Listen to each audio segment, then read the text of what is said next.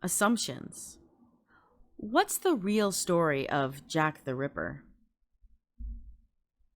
For my vision for Assumptions, it's basically a data literacy mystery game.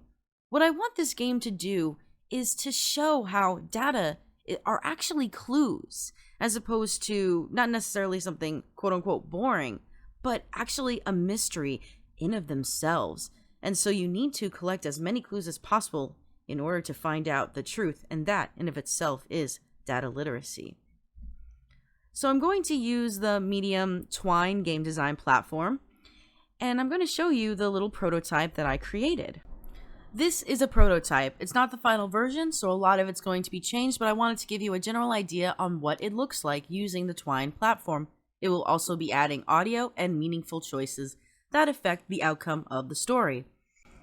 So this story and game centers around Jack the Ripper, which is a historical and well-known event that happened in history. I'm going to basically show everyone what it's like to actually do data collection using this story as an example. So I want to start off with basically a news sensational headline like Jack the Ripper claims more than 5 victims, and the audience, or what I should say is the player, is going to ask the question, is this true? Because I already want to put a seed in their mind that we should be not just accepting what we see, but do our own research in order to actually find out the truth. And I know that collecting data is collecting clues. So I'm going to go into it. Then you're going to come across an office with different choices to choose from. And each of these choices will be a clue that you need to actually find out in order to get to the final answer. I want to use original documents as much as I can, like this newspaper, for example. I also want to add audio and text to it so they can really feel they are mimicking what they would do in real life, which is finding information through sources. They are learning by doing. Learning by doing is a concept created by the game theorist James G., where in gamification, the player learns by doing an action that connects to the education they're trying to learn. That's how you make meaningful learning, and what's more meaningful than finding out information yourself? It's just instead of being alone and doing it, you have a game to help you and guide you and also provide you that data. But the trick is, you need to look at all the data in order to figure out the ending yourself using critical thinking skills. My sources are 2 podcasts. One, Tim Hartford, who is the author of Data Detective, his podcast, Cautionary Tales, specifically the episode The Ripper Retold, and also the historian Haley Rundenhold's podcast, which is Bad Woman, The Ripper Retold. She is a historian that is informing the public of the misconceptions of Jack the Ripper, or more specifically, his victims.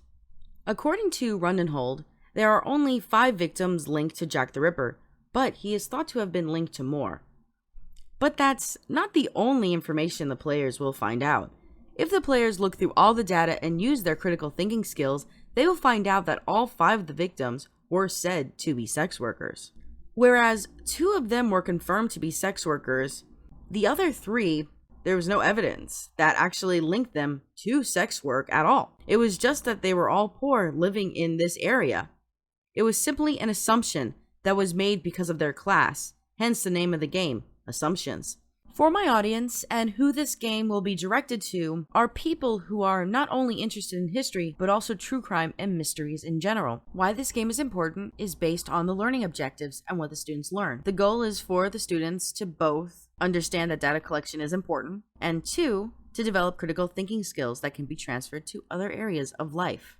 Basically, fact-checking not only your news sources, but also your credible sources as well. The players are naturally progressing through the game and will find out if they successfully complete the game. If they didn't, at the very end, they will receive a hint that will help guide them to the right answer. This helps with reminding them that they need to look through all of this data in order to get the correct answer, and that's how, hopefully, they develop the correct critical thinking skills. This leads to my question: how should I have the players actually give the answer, but without giving away the answer? Does anyone have any ideas on how to have the players actually show that in the game that they came to the correct conclusion? How do you think I should implement that? Thank you so much for listening.